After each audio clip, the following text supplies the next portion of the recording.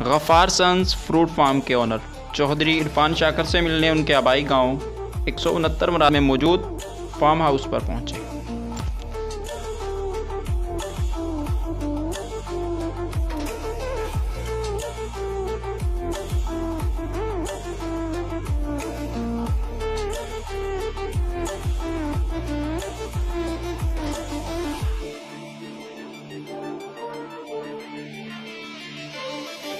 इब्तदा है रब्बे जलील के बाबरकत नाम से जो दिलों के बेत खूब जानता है।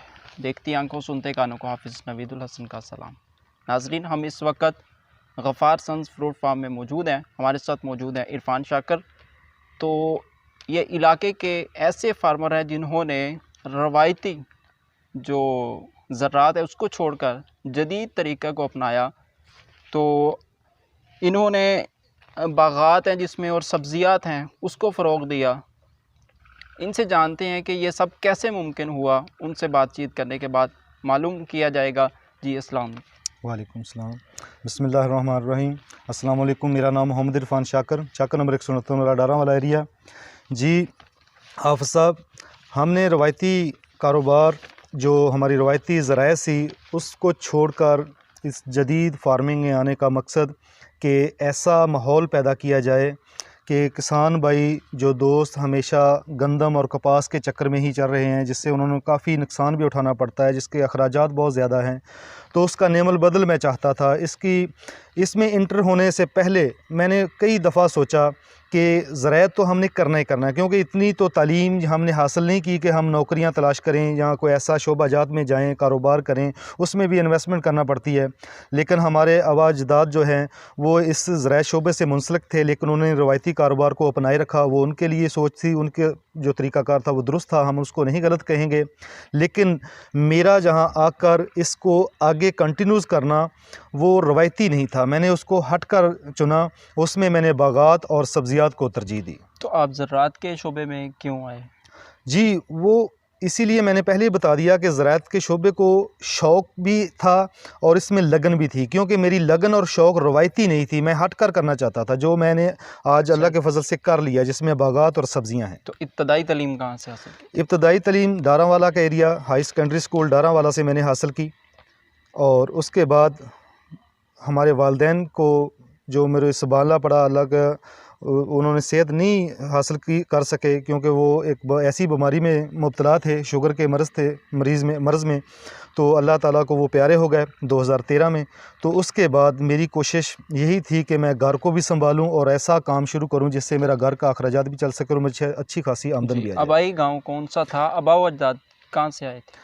जी, आबाई गाँव मेरा तो डारावाला का एरिया 169 मुराद में ही मेरी पैदाइश है, इसी में जमा पला बड़ा हुआ। लेकिन हमारे यहाँ वो आबा अजदाद थे, उनका जो आबाई गाँव था वो टोबा टेक्सिंग के नज़दीक शोरकोट रोड पर 405 जींबे था। लेकिन जहाँ आकर वो आबाद हुए, वहाँ से इन्होंने रकबा हासिल किया और उस पर उन्हें अपना। आपके ख्याल में किसान कैसे खुशहाल हो सकता है? किसान को मैंने पहले ही बताया इसी अपने आगाज़ में कि रवायती जो हमारी फसलात हैं, जिसमें गंदम और कपास, जदीद तरीका अपनाएं, क्योंकि हमारा इलाका बहुत ज़्यादा पसमानदा है। हम ऐसे इलाके में बैठे हैं कि अगर हम उस एरिए में जाएं तो वो हमें रियासती कहते हैं। तो रियासत से मुराद के हमारा रियासत बहावलपुर जो है, ये बिल्कुल बैकवर्ड इलाका गिना जाता है। इसकी कोई इतनी खासी तरक्की या इतना इस पर तवज्जो नहीं दी जा रही जिससे ज़राअत को हम इम्प्रूव कर सकें। मौजूदा गवर्नमेंट ज़राअत के लिए कितना काम कर रही है? मौजूदा गवर्नमेंट आपके सामने है, क्योंकि किसी भी किस्म की कोई ऐसी फैसिलिटीज़ नहीं मिल रही गवर्नमेंट की तरफ से, कोई ऐसे इक़दामात नहीं उठाए जा रहे जिससे ज़मींदार को कोई तसल्ली मिले, उसको कोई हौसला मिले। तो कितना अरसे से ज़राअत के अरसे से शोबे से मुंसलिक हैं? जी, जब से वालिदैन ने छोड़ा, बल्कि अल्लाह ताला उनको जन्नतुल फ़िरदौस में जगह अता फ़रमाए, जब से हमारे वालिद का इंतकाल हुआ उस वक़्त से मैं इस शोबा से मुंसलिक हूँ। 2013 से लेकर आज तक हम इसी शोबा से मुंसलिक हैं। आपका फार्म हाउस कितने एकड़ पर मुहित है? 12.5 एकड़ पर हमारा रकबा है और इस पर टोटल बागात और सब्ज़ियात हैं। गवर्नमेंट किसानों को कितनी सब्सिडी दे रही है? मेरे ख़्याल में अभी तो कोई ऐसी ख़बर नहीं है जिससे हम कह सकें कि गवर्नमेंट कोई सब्सिडी दे रही हो। किसान अपनी मदद आपके तहत ही जो कुछ कर रहे हैं, बल्कि उससे उल्टा खादें महंगी हैं, स्प्रे और बहुत सारी चीज़ें जो उनको अफोर्ड करना पड़ती हैं, इलाके के उनके ऊपर हावी वाहद हैं। फार्मर हैं जिन्होंने रवायती ज़राअत को छोड़कर इलाके में जदीद फार्मिंग का तरीका मुतारफ़ करवाया।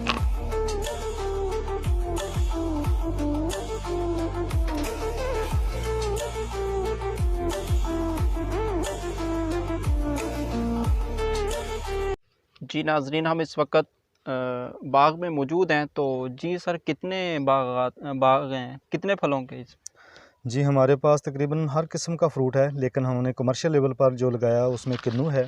जो सिट्रस के बागात हैं उनमें से किन्नू, फ्रूटर और अनार के बागात हैं। आड़ू की काश्त की हुई है और अंगूर की काश्त की। अभी हम जिस प्लाट में खड़े हैं ये किन्नू का बाग है। ये 6 एकड़ पर मुहित है। तो ये इसमें से सबसे ज़्यादा जो हमें बेनिफिट मिला है वो किन्नू के फ्रूट में मिला है।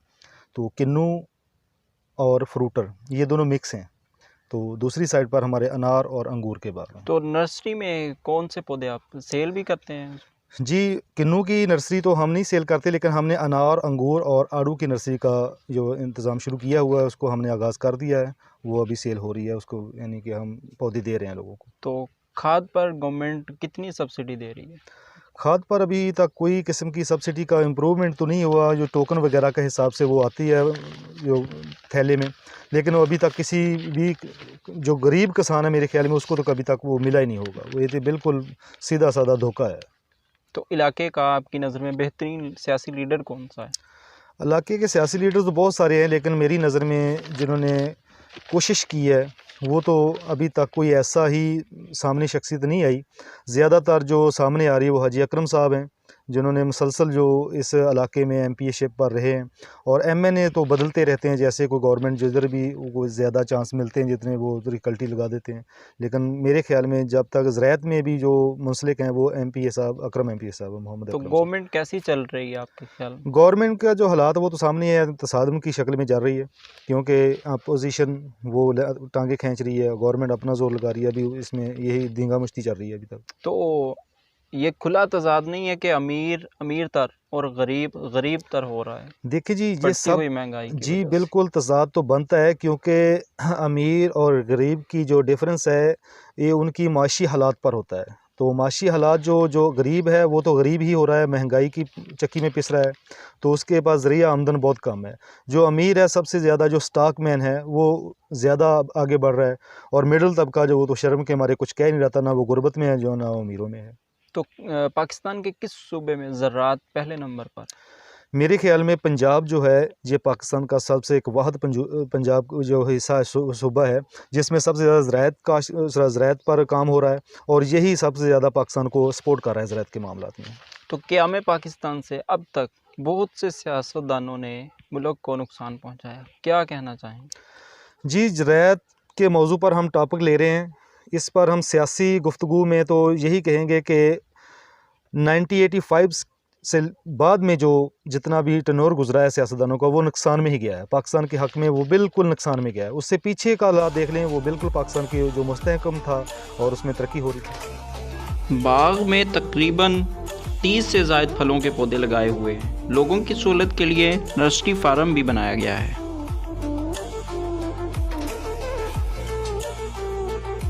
सर, किन्नू के बाग के अलावा जो जदीद दौर की तरफ जा रहे हैं, तो उसके अलावा आपने कौन कौन से बाग लगाए हैं? जी, अल्लाह के फ़ज़ल से किन्नू का हमारा जो सिलसिला है, एक्सपीरियंस है, वो बिल्कुल ठीक है। उसके ऊपर हम 1979 से हमारे वालिदैन ने बागात लगाए थे, उसको हम कंटिन्यूज़ रखे हुए हैं। वो भी हमारा अच्छे तरीके से चल रहा है। लेकिन जो मेरा व्यूज़ था, जो मेरा मोटो था कि मैं एक जदीद तरीके से आगे बढ़ूँ, तो वो फल लगाऊँ जो हमारे इलाके में कोई भी नहीं लगा रहा। तो उनमें हमने पपीता की काश्त की, वो भी अल्लाह के फ़ज़ल से कामयाब हुआ। अंगूर का हमने जो फ़ील्ड लगाया वो भी कामयाब हुआ। अब जिस फ़ील्ड के सामने हम खड़े हैं ये अनार का ऑर्चर्ड है। अनार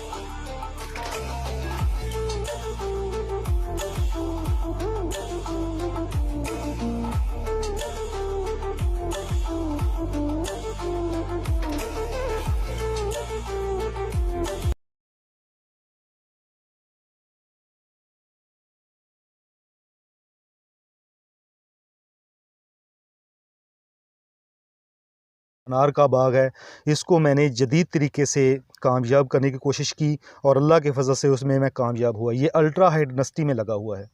ये मेरा इस इलाके में फ़र्स्ट एक्सपीरियंस है और अल्लाह के फजल से वो बेहतरीन कामयाब हुआ।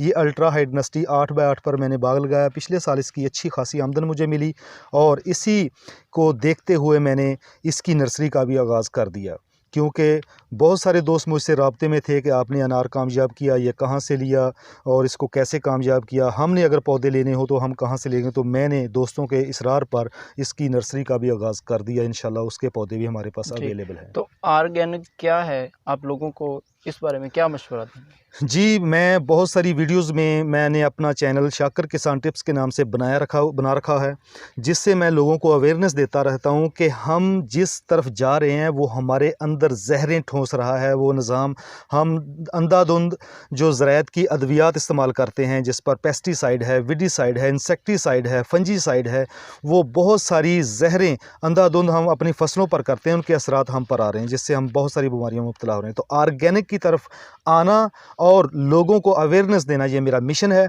और इंशाल्लाह इसमें हम कामयाब हो भी रहे हैं। टोटल सिस्टम मेरा ऑर्गेनिक की तरफ आ जाएगा नेक्स्ट साल में। इसमें हमने एक और निज़ाम का भी आगाज़ किया, जिसको पिकनिक पायदार कुदरती निज़ाम काश्त कहते हैं, जिसका आगाज़ मैंने इसी फील्ड अनार से शुरू किया। इसमें हमने आगाज़ कर दिया, मल्चिंग हमारी हो चुकी है। वो आप इसको पिक्चर में दिखा दें कि हमने मल्चिंग की हुई है। तो इस मल्चिंग पिकनिक का मतलब पायदार कुदरती निज़ाम काश्त, ये ऑर्गेनिक में आता है। इसका मतलब है कि अल्लाह ताला ने जैसे जंगलों में निज़ाम बनाया है, वही पिकनिक है, पायदार कुदरती निज़ाम का। वहाँ तो ना कोई पानी लगाने जाता है, ना ही वहाँ पर कोई खादें वगैरह डालने जाता है, ना कोई स्प्रे करता है। वो अल्लाह ताला का निज़ाम होता है। वहीं मल्चिंग हुई होती है, पत्ते गिरते हैं, घास मौसमी जड़ी बूटियाँ उगती हैं, जल सड़कर वो नीचे ज़मीन पर बह जाती हैं और ज़मीन पर किसी किस्म का पानी लगाने की ज़रूरत नहीं पड़ती। इसको पिकनिक कहते हैं। जी, तो आपका हिकमत में भी शौक़ है, कब से करते हैं? जी, हमारे नाना जी हिकमत में वो थोड़ा सा एक्सपीरियंस रखते थे, उसी हवाले से वो दोस्त मुझसे ऐसे सवाल करते हैं कि हिकमत से। वो हिकमत में इतना नहीं है, ना तो मैं डिग्री होल्डर हूँ, लेकिन वो वैसे ही जैसे घरेलू टोटके वगैरह होते हैं, इसमें थोड़ा सा महारत है। तो कितने ख़ास मकामात की सैर कर चुके हैं? जी, अल्लाह के फ़ज़ल से बागात के हवाले से जहाँ भी मुझे इन्फॉर्मेशन मिली कि मेरे मुतल्लिका शोबा वहाँ मौजूद है, वह बागात मौजूद है। अंगूर के हवाले से मैं पेशावर तक गया हूँ, यहाँ हासिलपुर, और जहाँ जहाँ भी बाग लगे हैं उस बाग से मैं। अनार के हवाले से मैं बहुत दूर दूर तक गया हूँ, टोबा टेक सिंह, फैसलाबाद और बहुत सारे गिरदोनवा में। जहाँ भी मुझे इन्फॉर्मेशन मिली कि मेरे मुतल्लिका चीज़ें हैं, वो वहाँ से मैं ज़रूर तो गया हूँ। बेहतरीन उस्ताद कौन सा है? जी, अल्लाह ताला के फ़ज़ल से उस्ताद जो असातिज़ा कराम होते हैं वो सभी मुहतरम होते हैं, लेकिन जिन्होंने मेरी इब्तदाई तालीम मैंने हासिल की अपने गाँव के स्कूल में, तो वहाँ मुख्तार साहब से अल्लाह जन्नत-नसीब करे, वो फ़ौत हो चुके हैं। और आगे हायर सेकेंडरी स्कूल में हमारे मास्टर ग़ुलाम हुसैन साहब, वो हमारे उस्ताद से, वो भी फ़ौत हो चुके हैं, लेकिन हमारी परवरिश के हवाले से हम उनको हमेशा याद करते हैं। तो आपका बेहतरीन दोस्त कौन सा है? जी, हमारे बहुत सारे दोस्त हैं। तो मेरा एक ऐसा ही रवैया है कि जो भी मुझसे मिलता है इंशाल्लाह दोस्ती करने की कोशिश करता है। तो मेरे सबसे बेहतरीन 2 दोस्त हैं, मोहम्मद अकमल एडवोकेट और मोहम्मद काशिफ़। तो अब ज़राअत में आपकी फ्यूचर प्लानिंग क्या है? जी, मेरी फ्यूचर प्लानिंग अल्लाह के फ़ज़ल से वो कंप्लीट हो चुकी है। मैं एक जदीद शोबे में आना चाहता था। मैंने अपने आर्चर्ड को, अपनी सब्ज़ियात को एक जिद्दत में डाल दिया है और उस पर आगे जितना भी नेटवर्क बढ़ा सका वो बढ़ाऊँगा। तो कौन सी किताब का मुतालिया? जी, ज़्यादा शौक़ मुझे इस्लामिक हिस्ट्री पढ़ने का शौक़ है मुझे, और मैं वो इस्लामिक किताबें जो हिस्ट्री टाइप होती हैं, जिस तरह जो उलमा कराम की हिस्ट्री है, अंबिया कराम की हिस्ट्री है, वो वाक़यात टाइप जो होते हैं, वो मैं ज़्यादा पढ़ता हूँ। तो आप यंग जनरेशन को ज़राअत के हवाले से क्या पैगाम देना चाहेंगे? जी, इसी इलाके में रहते हुए इसी इलाके के जो ज़्यादातर तबका वो ज़राअत से मुंसलिक है, तो उनसे मैं यही पैगाम देना चाहता हूँ कि हमेशा एक ही दौड़ में ना रहें, अपने आप को चेंज करें, रवायती कारोबार को छोड़ें, सब्ज़ियों की तरफ आ जाएँ, बागात की तरफ आ जाएँ। बहुत सारे तरीक़ाकार हैं। ये ऑर्गेनिक जो है ये भी एक नए तरीके में आता है। इसके ऊपर रहते हुए आप अच्छी आमदन कम अखराज से ले सकते हैं, कम से कम अखराजात। बल्कि जो पिकनिक का निज़ाम है ये तो 0% खर्चा है। क्या चीज़ है पिकनिक? पायदार कुदरती निज़ाम काश्त, जो पहले ज़िक्र कर चुका हूँ। पिकनिक एक ऐसा निज़ाम है कि हम अपने बाग, अपनी फसलात को बेड सिस्टम, रेज़ बेड पर लगाएं, जिसमें पानी की 85% बचत और खाद और स्प्रे की 0% खर्चा है, उसका खर्चा है ही नहीं। आगाज़ में थोड़ा सा करना पड़ेगा, जब उसकी फर्मेंटेशन होनी शुरू हो जाएगी वो बिल्कुल ख़त्म हो जाएगा। इसका लिंक भी आप मेरी वो चैनल में देख सकते हैं, उस पिकनिक पे ऊपर काफ़ी सारी वीडियोज़ बन चुकी हैं।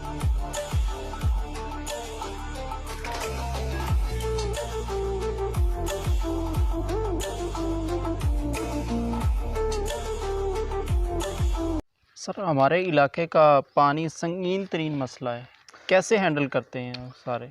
जी इस शोबे में आने से पहले मैंने सबसे पहला फ़ोकस जो पानी पर था, तो मैंने वेजिटेबल जब लगाई उस वक्त पानी के मसाइल सामने आए। और जब जदीद जो हमारी जो फार्मिंग है जिसमें अनार, अंगूर और आड़ू वगैरह है, तो इसमें तो साफ ज़ाहिर है कि पानी बेहतर चाहिए होता। तो मैंने फिर हाउस बनाने का सोचा, जो रिवर हाउस बनाए ना, उसको मैंने एक स्टोरेज जो टैंक बनाए, एक इधर है हमारा जिस पर हम खड़े हैं और इससे बड़ा एक उधर है उस साइड पर। तो इसको स्टोर करके आगे पानी को लिफ्ट आउट करते हैं।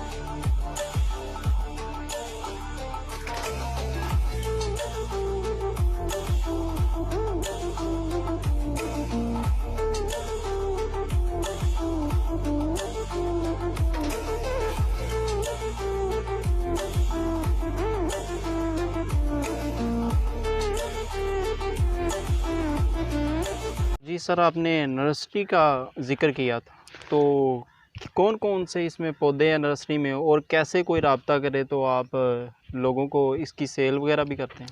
जी बिल्कुल। जब भी हमारी एक वीडियो जो अनार की वायरल हुई थी, उस हवाले से बहुत सारे दोस्त हमसे अटैच हो रहे हैं कि हम अगर पौधा लेना चाहें तो कहाँ से लें। तो आपका नंबर 24 घंटे ऑन जी होता है? बिल्कुल, हमारा नंबर 24 घंटे ऑन होता है। और दूसरे वीडियोज़ जो आती हैं, बहुत सारे लोग एतराज़ करते हैं कि लोगों की तरह आप भी तो नंबर बंद नहीं करते जहाँ हमारी बात सुनते। बिल्कुल, मैं व्हाट्सएप का जवाब भी देता हूँ, अपनी कॉल भी अटेंड करता हूँ। तो लोगों के इसरार पर मैंने तो नर्सरी का कौन आगाज़ कौन से किया। पौधे हैं यहाँ? जी मैंने जो पहला हमारा टनूर था, वो ये पौधे सामने नज़र आ रहे हैं, ये अनार का था, ये हमारा सेल हो गया, ये लास्ट पड़ा हुआ है। और इसके बाद हमने नई नर्सरी डाल दी है, अंगूर है हमारे पास, उसकी नर्सरी डाली है। और जो आड़ू है ये हम पेशावर से लाते हैं, वो आर्डर पर ही मंगवाते हैं। लेकिन हमारे पास जितना भी पौधा होगा, वो इसलिए हमने खुद शुरू किया कि बहुत सारे दोस्त हमें पौधे की इसरार करते थे, हमें पौधा लेकर दें। तो मैं नहीं चाहता था कि मैं किसी से पौधा लेकर दूं और वो कुछ का कुछ निकले। तो मैंने खुद इसलिए आगाज़ कर दिया कि मैं जो भी चीज़ दूंगा अपने वेहे पर, अपने इत्माद पर दूंगा, इंशाल्लाह वो बिल्कुल 100% वही होगी। तो जो आपकी टोबा टेक्सिंग में जो ज़मीन है, उस पे वहाँ भी यही करते हैं फार्मिंग का, या फिर वहाँ गंदम वगैरह का? जी, वहाँ पर अभी तक तो हम गंदम और कपास ही काश्त करें, लेकिन थोड़े से जगह पर हमने अनार का आगाज़ किया और 3 एकड़ हमने अनार वहाँ पर लगा दिया है। आगाज़ वहाँ पर भी हम यही आर्चर्ड का कर रहे हैं, सब्ज़ियात और बागात का ही करेंगे। लेकिन अभी हमारी गंदम वहाँ लगी हुई है, राया और गंदम की काश्त हमने की हुई है। नेक्स्ट जो सीज़न होगा उसमें हम कपास काश्त करेंगे, उस पर हम वो कपास और गंदम काश्त करते हैं। लेकिन वो एक नए तरीके से हम करते हैं, क्योंकि हमने जितना भी वो प्रोसीजर किया उस पर वो बेड पर ही हमने किया है।